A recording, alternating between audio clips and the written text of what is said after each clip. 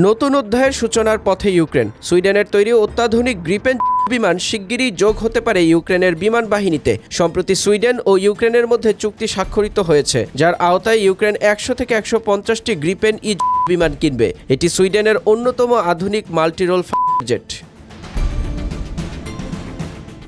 ইউক্রেনের president Volodymyr Zelensky জানিয়েছেন 2026 সালের মধ্যেই এই বিমানগুলো ইউক্রেনের আকাশে দেখা যেতে পারে। সুইডিশ প্রধানমন্ত্রী উলফ ক্রিস্টারসন বলেছেন, এই প্রকল্পটি 10 থেকে 15 বছরের দীর্ঘমেয়াদী প্রক্রিয়া এবং এর ডেলিভারি তাৎক্ষণিকভাবে সম্ভব নয়। ইউক্রেনীয় বিমান বাহিনীর কর্মকর্তারা জানাচ্ছেন, বিমান কেনা সহজ বিষয় নয়, এই প্রক্রিয়া জটিল ও সময় সাপেক্ষ।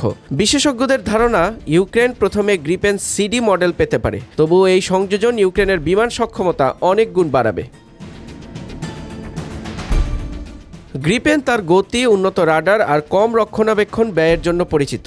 এটি আকাশ থেকে আকাশে, আকাশ থেকে স্থলে, এমনকি নজরদারি মিশনেও সমানভাবে কার্যকর। গ্রিপেন সংস্করণ জেনারেল ইলেকট্রিকের F414G ইঞ্জিনে চালিত, যা ঘন্টায় প্রায় 2130 কিলোমিটার গতিতে উঠতে সক্ষম। 2025 সালের মে মাসে এই গ্রিপেন প্রথমবারের মতো কৃত্রিম বুদ্ধিমত্তা দ্বারা চালিত হয়ে ইতিহাস গড়ে।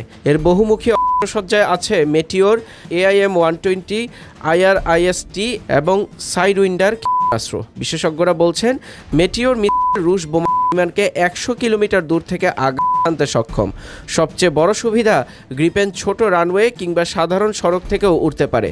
মাত্র 10 মিনিটেই আবার উড্ডয়নের জন্য প্রস্তুত করা যায়।